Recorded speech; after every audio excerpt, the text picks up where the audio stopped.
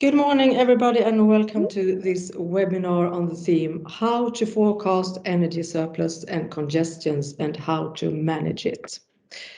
Before doing anything else, I will inform you that this webinar is being recorded, so that you all are aware about that, and if it will be published on social media.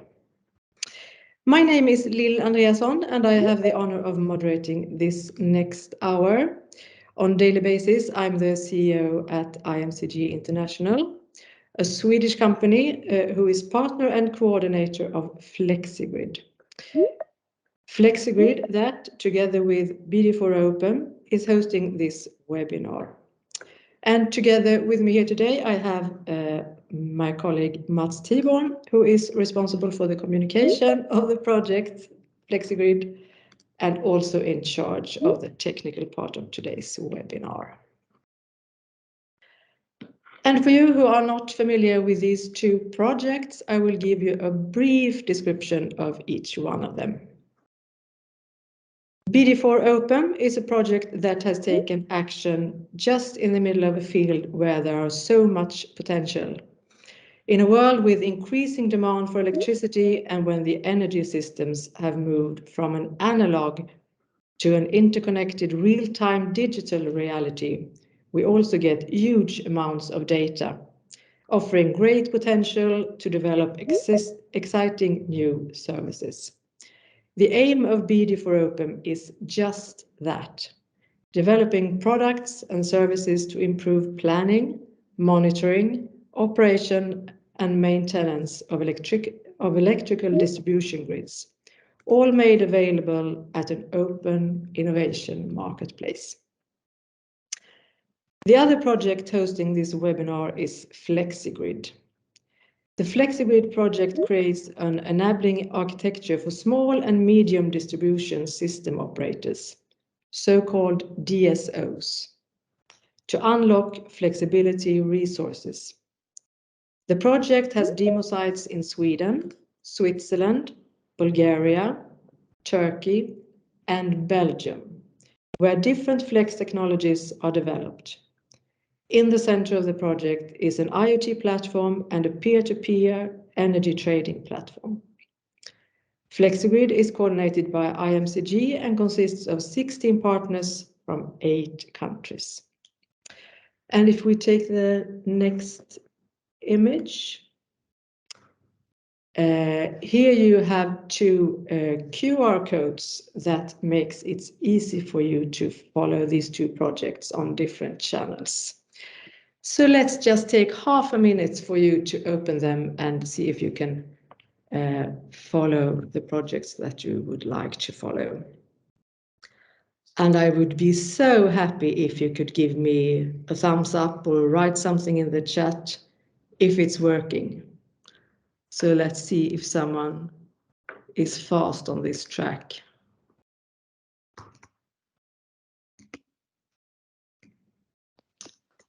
Do we have anyone succeeding?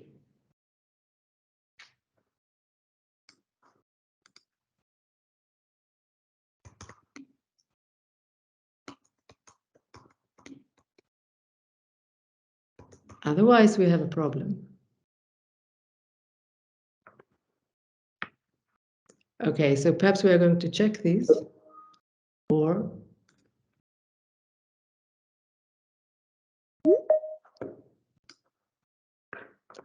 okay, we are, yes, lovely.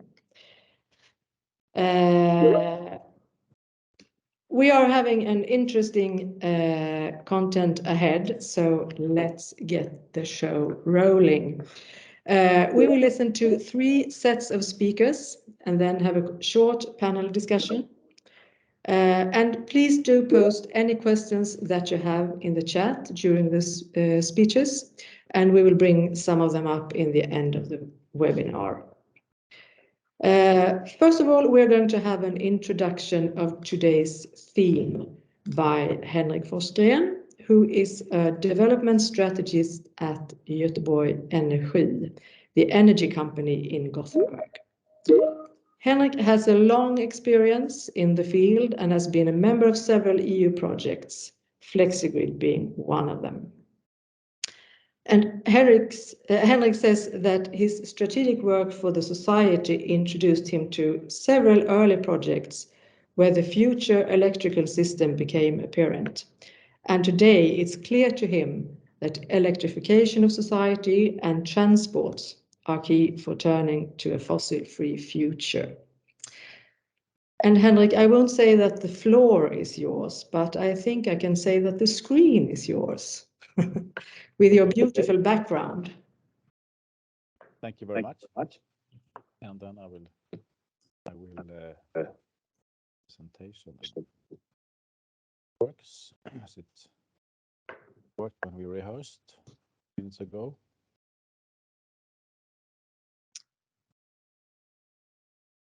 Perfect. Now we have it in the presentation mode. Perfect. Thank you.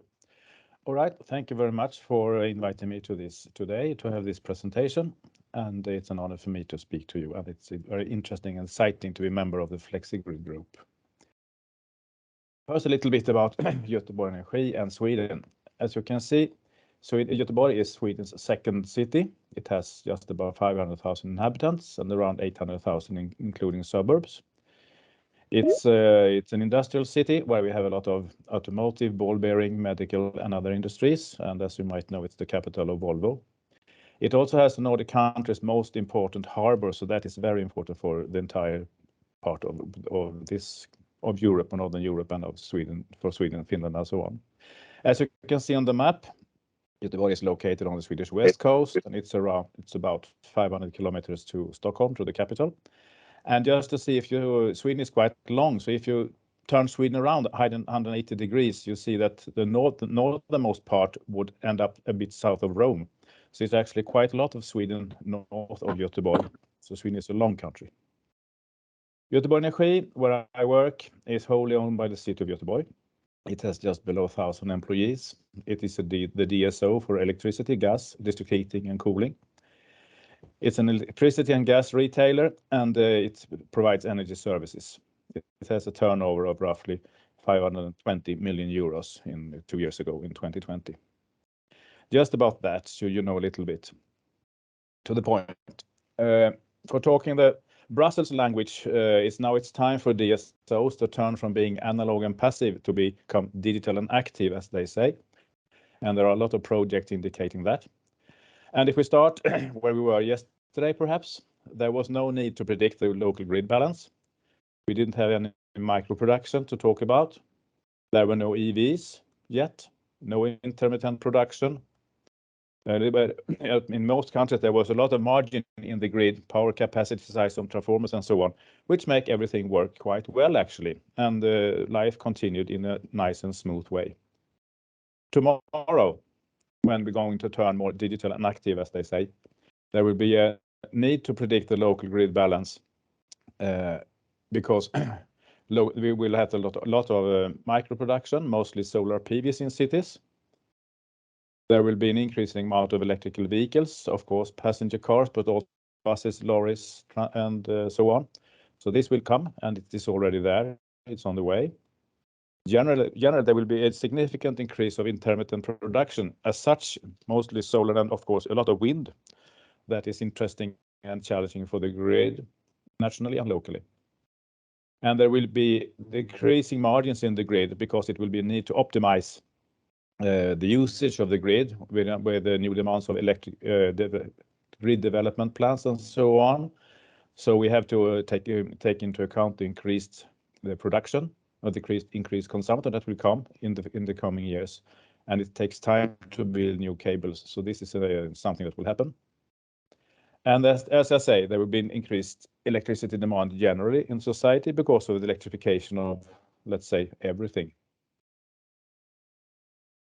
Going from analog and passive to being digital and active, these new conditions, they will require demand for flexibility services, and we are working a lot about that. There are several projects, and one of them is, of course, the FlexGrid project.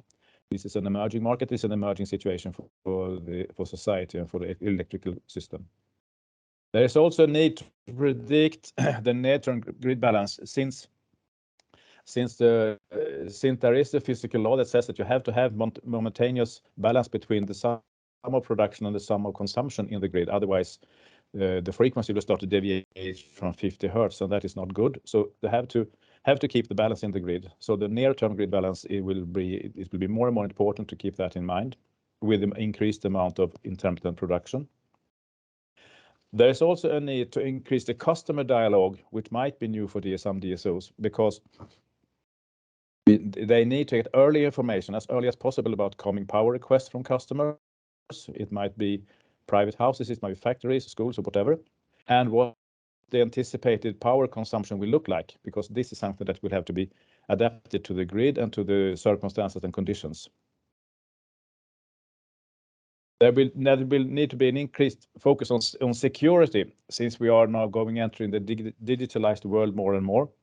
As we see, there are sad examples of what you can do when you try to hack systems and so on, as we all are aware of. And of course, a digitalized grid is much more vulnerable than a classic one. So the security dimension is something to take into account, much more than what perhaps has been the case until today. How could this prediction be realized? By consulting, of course, various weather forecasts. This is not, of course, classic, but this could be done digitally, and you can have IAE and so on to use this forecast and to predict what's happening. By simply optically observing the weather. So you put a camera on the roof and it observes clouds and so on. You can see, okay, there is a cloud in a couple of minutes, the solar power production will go down, for example. And this is something that has been tested in another EU project where I participated, United Grid. So this is something that is going on already. By making use of experiences from previous year's grid balance and to see, okay, now it's April, what will it most likely look like, and how did we do last year and the earlier years? It's also a way to see how things will happen. And this and other information is then used for predicting the grid balance and to control the adjustable production sources and consuming points. And the big change now that we're entering is that in the classic electrical system, production was adapted to the consumption. But since now we have an increasing part of intermittent production that is not possible to control, now we will have to adapt consumption instead to the production at the moment. And this is new, and this is something that you have to use flexibility to navigate with, and this is what we are doing in the project and many other projects around. This is just an example what we are forecasting now in Göteborg. This is indicating the coming power needs for the city of Göteborg, and for many years the power demand has been around 800 megawatts, as you can see to the left, 2021, 2022 there, and now things will happen until 2035 and to be continued. And you see there are several parts. We are talking a lot about city development, which is about the densification, building new houses, and then to densify the said city center. We have the harbor that is going to be electrified. Of course, these are just the machines that are working with the loading and unloading of ships, not to feed the ships with electricity, because that's another topic. Of course, electrification of transport is very important, but yes, it's not so big anyway. But the big chunk here is industrial development, and this is what we really have to think of and plan for. And as you might know, there will be a battery factory built by Volvo Cars in Göteborg in 2025, 2026, and you could say that you see these another 200 megawatts, the step there in 2026 could be that one, because this battery factory is actually requiring around 25% of the power capacity that is now available in Göteborg. Of course, this is not feasible, so this has to be worked with. But these are just indicative numbers, and this is a moving target, and this is just a glance of what it could look like today, and it will change tomorrow or next week. But this is anyway an indication of what can happen in the coming years if you have the long-term planning. So this is what I just wanted to say, and say thank you very much for listening to me and this short introduction, and I'm looking forward to an interesting continuation of this webinar. So thank you very much. Thank you, Henrik, for an interesting introduction and perhaps also an eye-opener. We are now going to learn more about demand generation and congestion forecasts in distribution system. Both David Steen and Mariam Mohiti are researchers at Chalmers University in Gothenburg. David Steen is working with flexibility from integrated energy systems to enhance the adoption rate of renewable generation. And Mariam Mohiti is a postdoc researcher at Power Grids and Components Unit at Chalmers Test Site. David and Mariam will present the framework of Chalmers' solution for congestion forecasting and also give a short introduction on how they can predict the solar PV production as well as electricity consumption, which will be used as input to congestion forecast. David and Mariam, take it away. Thank you, Lil. Yes, as Lil said, my name is David Steen. I'm a researcher at Chalmers, and we will present our work on congestion forecasts and demand and load forecasts.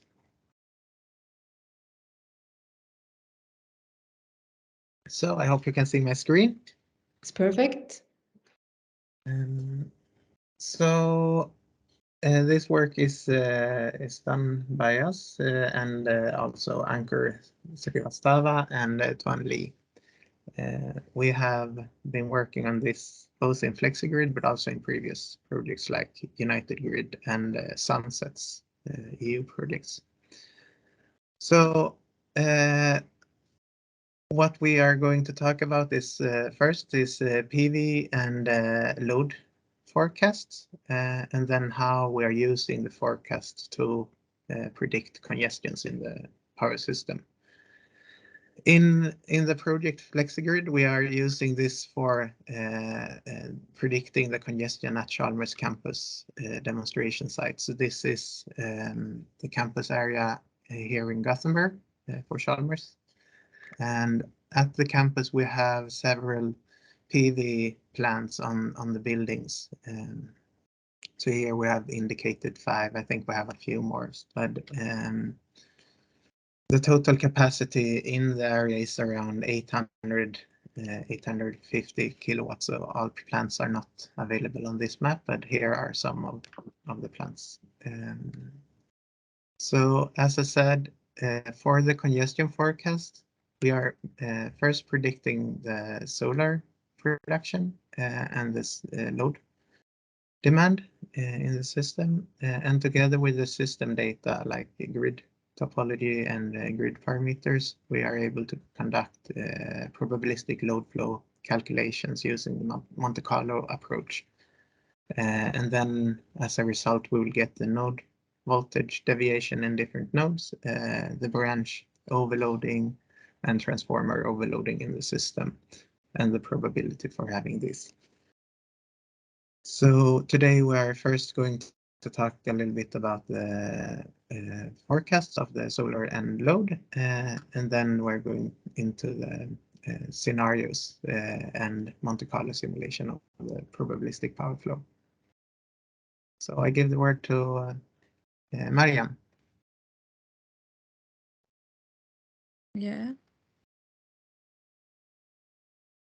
So you can see my screen now, yeah? Yes. Okay.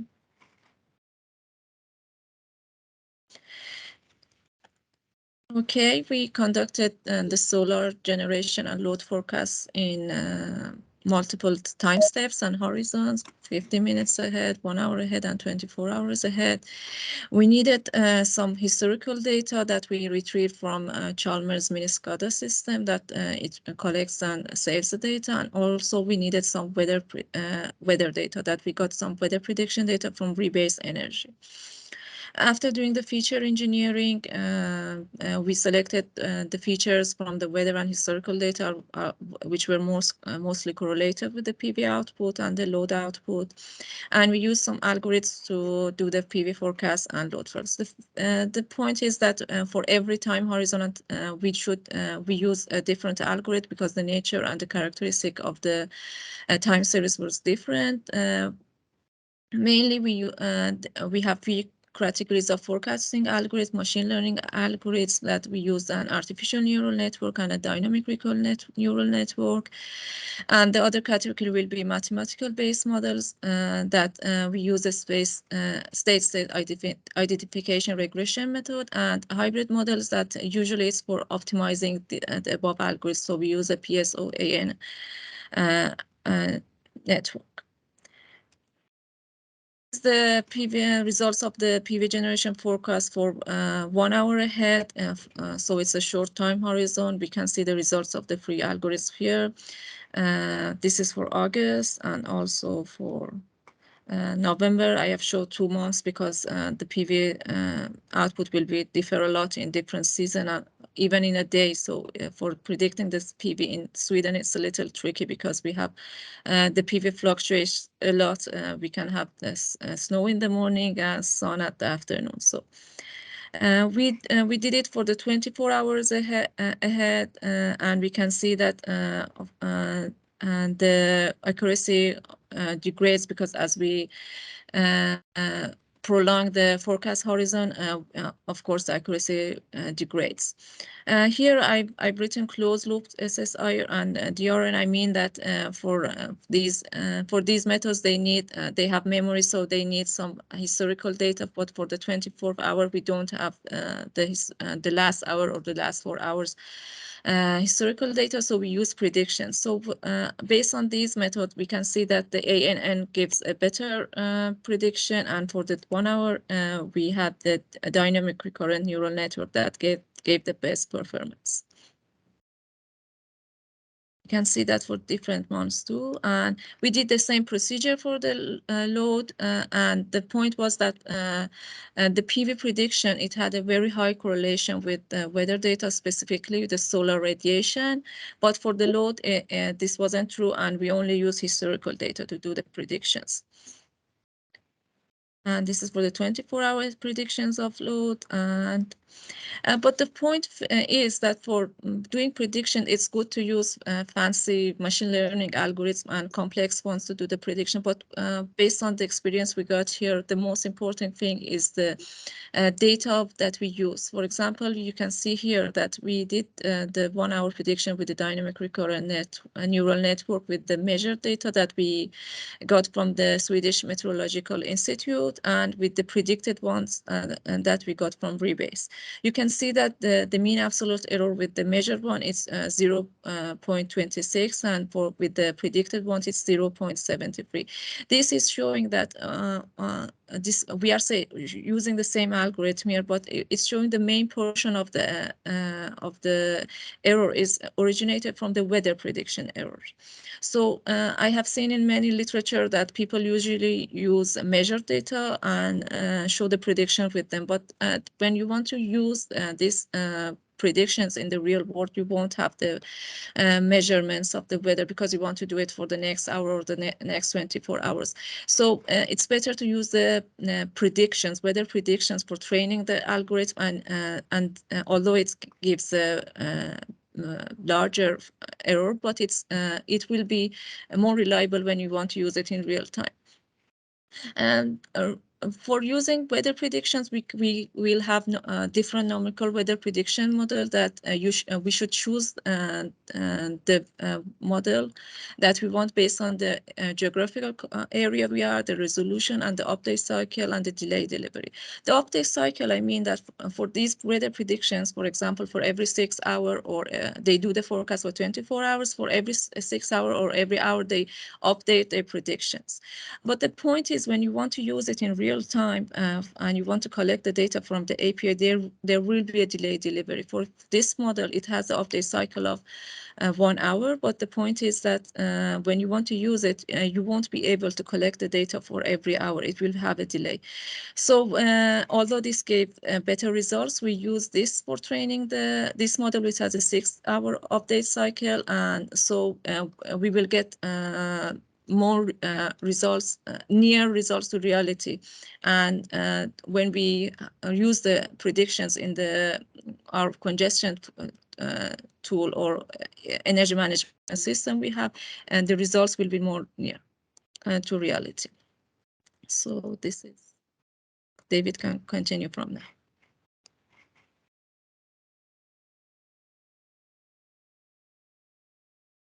Okay. So I continue. Do you see my screen? Yes. Yes, good. That's standard formulation when having online meetings. A little bit more on the congestion forecasting tool. So how are we using this data or the PV and load forecast? We're using that as input to the congestion forecasting model together with different load model parameters. So in the current model, we're using a ZIP model of the load. And we can also incorporate this PV and load forecasting error to make better predictions. In addition to that, the DSO or the user of the forecasting tool can decide on different preferences, such as how many number of Monte Carlo simulations they want to do, the voltage limits, if you have PV inverters that could be operating in the voltage support mode, or if you have not voltage support mode of the PV plants. You can set the convergence limits and you can also select the different forecasting horizon. So if you want to forecast for a minute ahead or 5 minutes or 50 minutes or 1 day ahead, that could also be selected. And then as input, we also need the system data from the DSO mainly. So this relates to grid topology, impedance of on the lines and the grid of the system. And then what we do is that we run the Monte Carlo simulation for several different scenarios. We're using the backward-forward sweep power flow algorithm now. We're working on other solutions and other load flow algorithm as well to incorporate. And then we get this different scenarios from each of these simulation runs that we conduct. And based on that, we forecast the node voltage, the branch loading, the transformer loading, and we try to visualize it so it's easy for the DSO to use this data. So we're presenting it both with color maps and cumulative probability-based contour plots we can use. Related to the forecasting horizon, we can do this forecasting quite in short durations, so like 1 minute ahead or up to 15 minutes ahead with a high time resolution if we have the load and PV forecasts with that higher time resolution. So for that, we need sort of this camera imaging to take picture of the cloud movements to have good PV production that we use as input.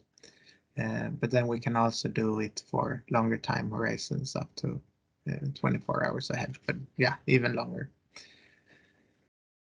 And yeah, this present one of the plots where we plot the voltage deviation, where we have voltage increase in the system here and normal voltage in this area where we have the green dots here. We are also trying to implement this in Python, and then we are trying to use Panda Power to calculate the load flow instead, and then we can use the Python tool to visualize the grid. So this is one initial attempt to do that, where we have the different nodes and the branches between the buses. And for one node here, we then are able to plot the node voltage for and the probability for the different timestamp. So we see that there is a low probability here to have a voltage below 9.95 per unit, 0.995 per unit. And then we do the same for the lines or the branch loading. And at this line, we had a very low loading, but we get the probability here. So how likely is it that the loading will be above certain value? Okay. If you're more interested in the technical details, we have some papers and reports about this. So it's just to send a mail to me or Mariam, and we can discuss more with you. Perfect. Thank you, David and Mariam. And I was impressed by your ability to teamworking, changing presentations like that. We can tell you're a team. And we will come back to you in the panel discussion. Now we are leaving Sweden and we are heading south to Barcelona, where we find our next speakers, Sara Baja Martinez, PhD candidate, and Arthur Pasquet, postdoc. They are both working at UPC, the Polytechnical University of Catalonia, and more exactly at CITSEA UPC, a technological transfer center within the UPC. And both Sarah and Arthur are working in the project BD4OPEM. And when I asked them how come they choose this field of work, both of them said that this is one of the most important challenges we have for the future, and their contribution in making a difference to society is important to them. Sarah and Arthur will talk about the possibilities of predicting the electricity consumption of tomorrow. So Sarah and Arthur, please share your screen. That was really, yeah. You almost managed, Sarah. Yeah, now here we are. Thank you for the presentation. Good morning, everyone. I will present the congestion identification and demand forecasting in distribution grid service, which, as you might know, is currently being developed under the European project named BD4OPEM. And this congestion service will be tested in our different pilot sites, which are located in Turkey, Slovenia, Spain, Denmark, and also Belgium. So I will briefly explain the service approach, and then Arthur will present the demand forecasting model developed for this service. So next slide, please. Thank you. So the scope of this service, the congestion identification service, is to provide the distribution system operator, also known as DSO, with the information about the possible congestion scenarios in their medium voltage and low voltage networks for the day ahead. And of course, the output of this service will show the location, time, and also the probability of congestions in that network for lines, transformers, and also for boost voltages. And the demand forecasting model will facilitate the DSO to know the expected demand for the next day. And in the next slide, it is shown the congestion service flow diagram. And I will walk through each of the steps that are identified in this image. So I will start talking about the input data. Next slide, please. I will start talking about the previous one, sorry. Yes, I will start talking about the input data of this model and also the output data. So in the next slide, it's shown which is this input data. Mainly historical electricity consumption data coming from transformers and also smart meters aggregated consumption. We have 2 or 3 years of historical data that this is what the pilots have. And also the grid parameters of all of the grid, like coming from the lines and also the transformers. And we need also the topology of the grid. You can see an example in that image in the right. And then with that historical electricity consumption, we can create the demand forecasting model, which will be an input data to get the final output, which are the probability of congestions for the lines, transformers, and bus voltages. Okay, so if we move to the next slide, I will present the probability power flow, which has as an input the input data that I have explained before, the historical electricity consumption. And if we walk through the next slide, we can see that the probabilistic power flow model is divided in 2 main tasks, which are the normal distribution of the loads and then the Monte Carlo simulation. So regarding the sampling loads, for each combination of the historical hourly loads of the transformer or the aggregation of the smart meters, a normal distribution curve is made. And then from this normal distribution, other scenarios are created. And then after doing this, a Monte Carlo simulation is run in order to generate all the possible operation scenarios that might occur in the grid. Also, a limit number is added as a security factor that you can see in that image as a yellow color line. Okay. And moving forward, the results of the probabilistic power flow will serve as information, as an input, in order to train a machine learning algorithm, which is explained more in detail in the next slide. Well, this, as I have said before, this is a machine learning model, a regression supervised model, and that is trained with the inputs of the historical consumption of the transformers, and as output, it's the result of the probabilistic power flow calculated before. And the main idea of doing this is mainly to save time, like because the probabilistic power flow takes a lot of time to compute.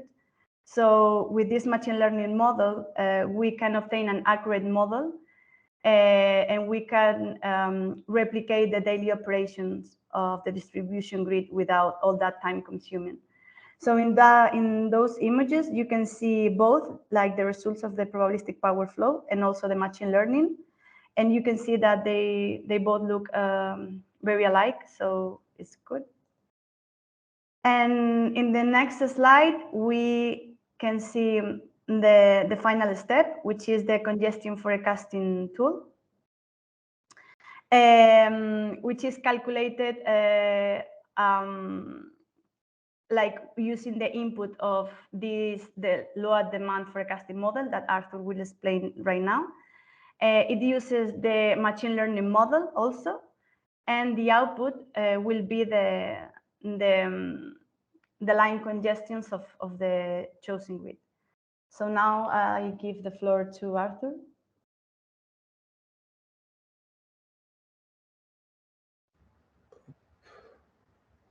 I just activate my micro again.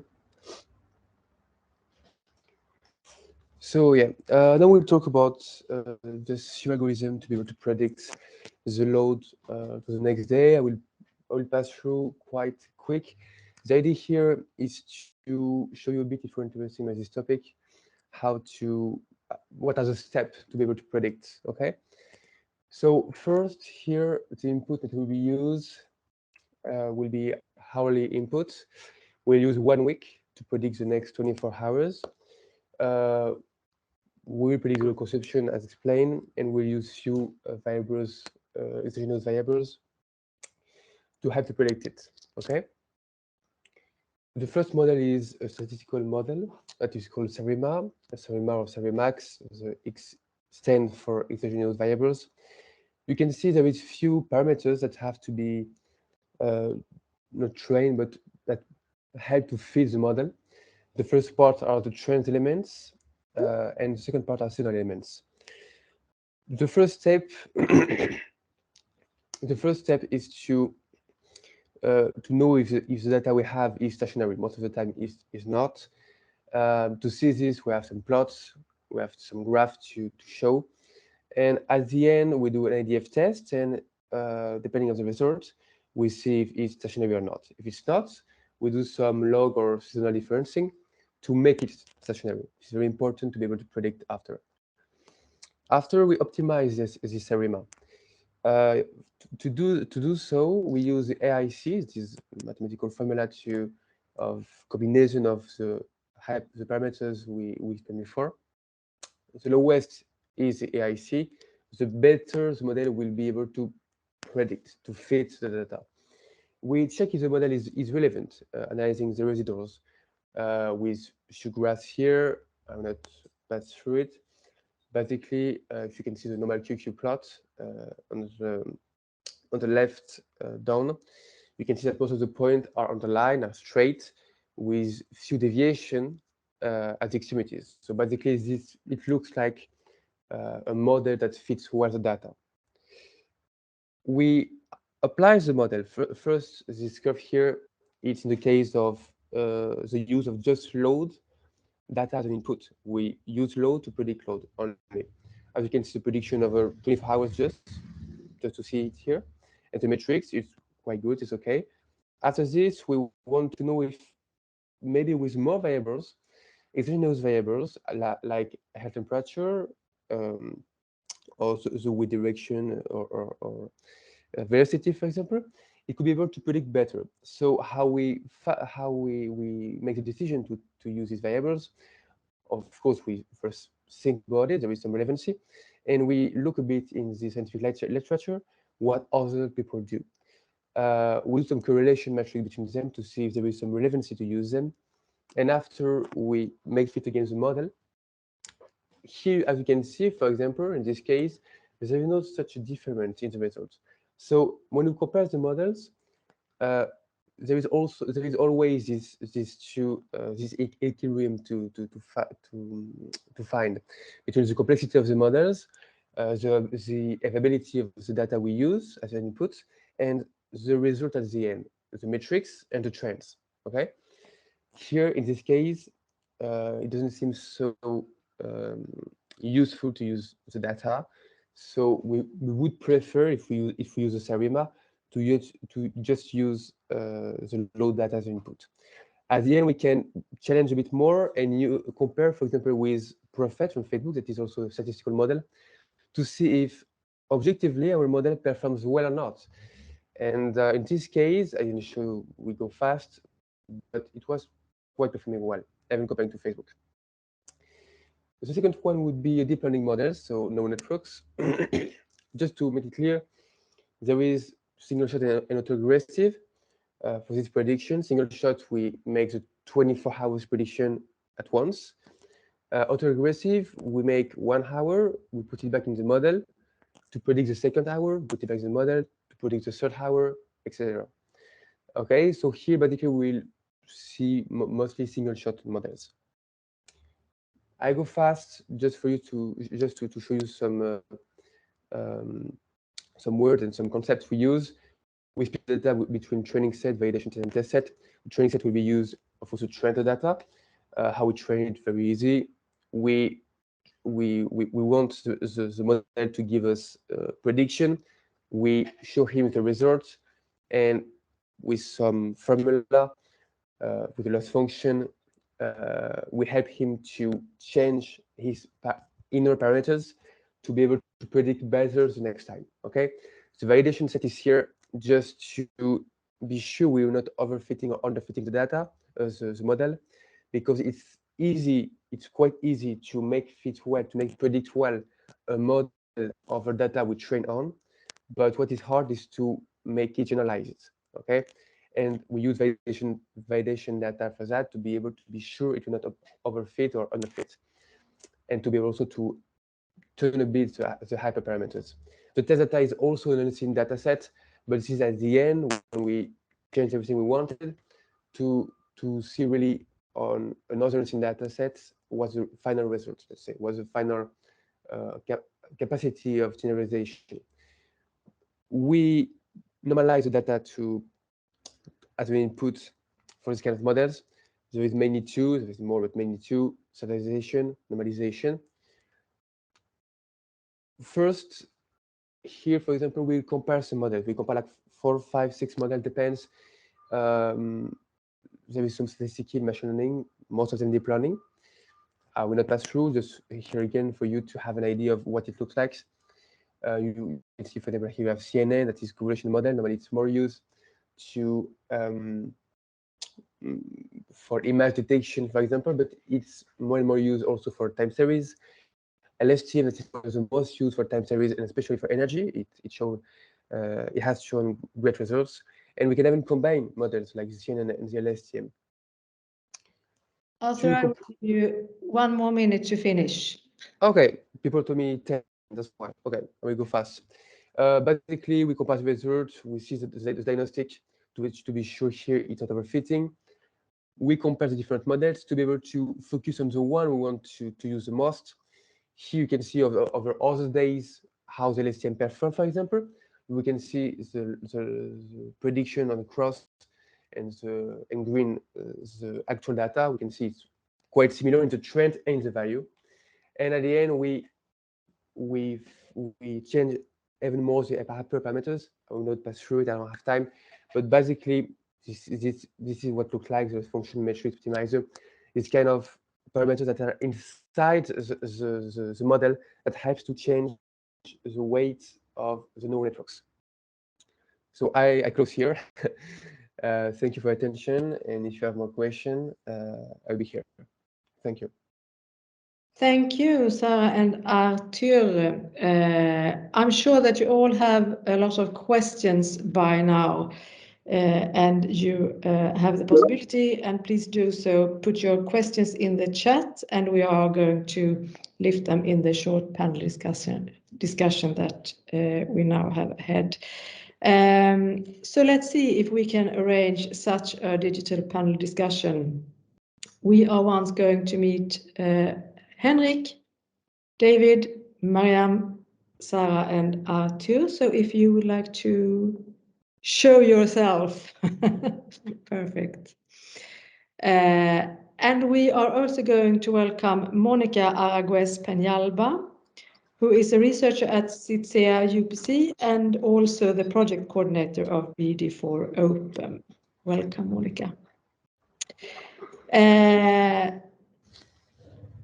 But I would like to start by asking Henrik, actually, as representing the part that in some way will be responsible for supporting society with energy. What are your reflections after having listened to these examples? In some way responsible, definitely responsible, I would say, perhaps, because there is just one grid per. If you are angry with the person serving you in the black cable, there is no red cable to switch to. So it's just one. So the monopolic situation is interesting and challenging. Now, I think society has just been on the way to enter these new conditions and these new circumstances for electrification, going from this, okay, let's say analog and passive to being digital and active. And I think there are huge challenges now to cope with the increased amount of intermittent production, with flexibility and so on, and to maintain the physical law that you have to have momentaneous balance between some of consumption and some of production in the grid, and so on. So we are really facing an interesting future. And when you're listening to all these interesting presentations we've heard today, it came to my mind that there is a kind of valley between the academic research and perhaps where the needs are at present, at least among the DSOs. So I think it's important to bridge that valley and to make all these interesting research let's say, reachable for DSOs and to make them, to market them and to make them best viable in different systems and so on, where you can have service and warranties so on to make useful products of all this, because this will be needed. So it's and how to do this in a good pace, in a good speed, so you cope with the development of conditions and circumstances with the research is also very interesting. So it's I don't know if you became wiser by these little comments, but it's an interesting future. I mean, more will happen to the electrical grid in the next coming 5 to 10 years than what was the case the last 40 or 50 or 60, whatever years. So we will face a new world. So, or we are on the way to face it. Thank you. Yeah. If those comments help you, I don't know. We have a question here on the chat. On a high level, what implications do you see at the point for the time frames for fit-for-purpose market design to address congestion-derived product needs? Who wants to take that one?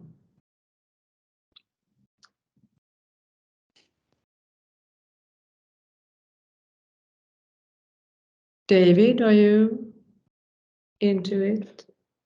Yeah, maybe if I get the question right. What implication, on high level, what implications do you see at this point for the time frames for fit-for-purpose market design to address congestion-derived product needs? So I think currently or historically there hasn't been a much high need for this congestion forecasting tool, because we haven't had so much renewables, or we haven't had the system has been quite, at least here in Sweden, the system has been quite well designed, and we have had overcapacity in the distribution system. But now the infrastructure is aging, and we see that we need to make reinforcement in the system, and that I think it's important to know where we are to make these reinforcements, and I think we will have to utilize the grid more.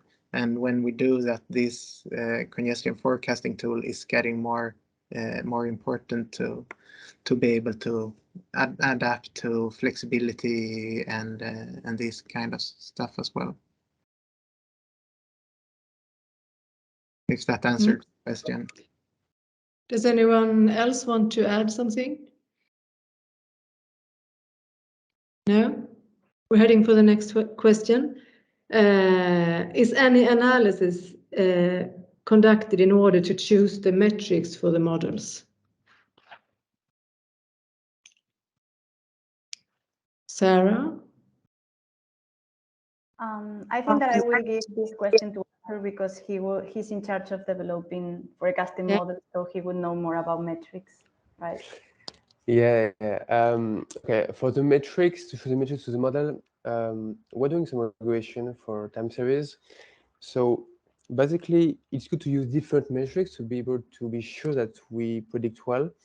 For the quality of the prediction at the end, one of the best one is the root mean square error, because this is the same units, and it's a good sanction to big errors. But at the end, you can have some interpretation of the metrics. For example, if you use mean absolute percentage error, it would be more to indicate you the bias of your models. So you have some interpretation of the different metrics you will use, and also depending on the data. For example, of course, if you have big changement, it's a bit erratic, big difference between the values of your data, of course, if you use a mean square error, it will amplify it even more. So depends of the form of the data, and depend of what do you expect at the end. If you want to expect accurate prediction, in our case, this is the case, or if you want to know a bit more about the bias of your models and so on. I hope I answered well to your question. Yeah, thank you. There might be a follow-up here on the first question, I think. Simply put, would you want a day-ahead market to address congestion or other time frames? It's an interesting one. Yeah, I think what we're doing in FlexiGrid is trying to develop this local flexibility market as well, where we can trade flexibility, or the DSO can purchase flexibility even at a shorter time horizon than day ahead. Because I think there might be changes or requirements even closer than day ahead. And then this congestion forecasting tool would sort of serve for the DSO to see how much flexibility is required in the system. Yeah. Yeah, I totally agree. Like that's the main point of doing this kind of, because if you can anticipate what flexibility you need to request in order to avoid these congestions, it's the main point of doing this actually. Yeah. And of course, the need goes from day ahead to more intraday and more almost real-time management of the grid. So it comes closer to reality. Exactly. In fact, in BD4OPEM, we are trying to link many of the services we are developing. So this, let's say, this congestion identification serves not only for identifying the flexibility or for estimating which flexibility will be required, but also in a longer time frame, it can guide also the reinforcement of the grid, which is something that David also commented, no? Because at some point, if we want to deal with congestions, if this is coming in the short term, you need some immediate actions to be applied. Whereas if you identify that there is an increase in the demand or in some generation that leads to congestion in the long term, you can try to address this through specific reinforcement strategies. Thank you. And there we are, 2 minutes to 11. And I think that we'll summarize this up. Thank you very much for joining. This linked the recording will be available for you who joined here, and we will also put it on social media, and so you will have information there as well. And also these codes, perhaps we can also send them. They are also in the recording, so you can follow us, of course, on LinkedIn and etc. So a huge thank you from FlexiGrid and BD4OPEM, and I wish you a good Wednesday. Thank you. Bye. Thank you. Thanks. Thank you. Thank you very much. Thank you. Bye. Have a nice day. Bye-bye.